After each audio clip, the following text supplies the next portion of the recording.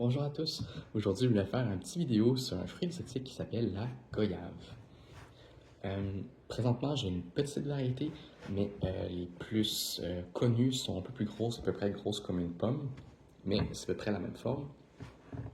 Donc, il existe plusieurs variétés qui sont disponibles. Celle-ci, c'est une variété que la chair est jaune, donc comme ceci. Puis très souvent, quand sont pas matures, sont vertes, puis ils deviennent tranquillement jaunes. Donc celle-ci est prête à manger. Puis la peau est un petit peu molle aussi. Donc premièrement, pour l'étymologie du mot, donc goyave en fait, ça se prononce goyave. Donc c'est comme s'il y avait un i mais qui est pas là. Donc ça provient d'un mot en arawak qui veut dire simplement le mot fruit. Donc, puis c'est pour le terme en français et en portugais. Pour le terme en anglais, ça veut dire autre chose. C'est un fruit qui a quand même une longue histoire, en fait. Ça provient quand même de très loin. La provenance précise est dure à placer. Il y a des cultures de goyave d'Amérique du Sud jusqu'au Mexique. Donc, c'est pas un fruit qui a été comme revendiqué pour la provenance, on va dire ça comme ça. Mais ça remonte à l'époque précolombienne, donc ça remonte quand même à très longtemps, à plusieurs milliers d'années. C'est un fruit aussi qui est très parfumé. On fait juste le sentir, puis on a déjà vraiment une idée de la saveur. Ça sent vraiment bon. Donc, après ça, pour une question des vitamines, c'est un fruit qui est riche en vitamine C, en fibres, en cuivre. Aussi, j'avais trouvé qu'il était riche en vitamine E, j'avais trouvé ça intéressant. Donc, vraiment quand même beaucoup de choses qu'on peut dire en termes de nutrition pour ce fruit. Il faut dire aussi qu'il y a les feuilles du goyavier qui sont aussi comestibles.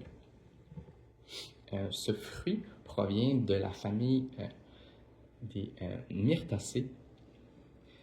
En d'autres mots, pour donner des proches parents de la goyave, il y a l'eucalyptus, il y a la cannelle, il y a le clou de girofle. Donc, c'est des choses qu'on n'aurait pas nécessairement pensé qui sont dans la même famille.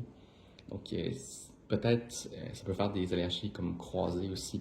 Donc, si tu es allergique à un de ceux-là, ben, peut-être la goyave aussi. En tout cas, bref. Donc, la pelure est comestible et les graines aussi. Mais les graines sont un peu dures, donc idéalement peut-être les manger tout rond si possible. Puis la pelure est un peu plus amère. Donc je vais y goûter, puis je vais vous dire si je dis pas de conneries là.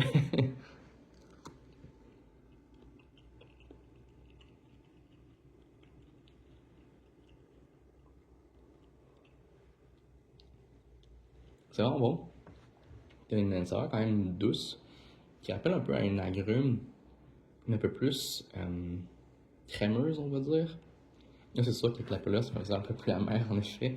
Donc je vais essayer avec une cuillère.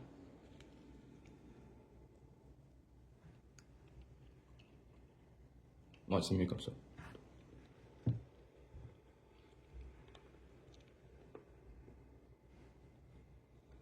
Mais sinon, les graines, il faut vraiment faire attention. On peut potentiellement même se casser une dent tellement elles sont dures.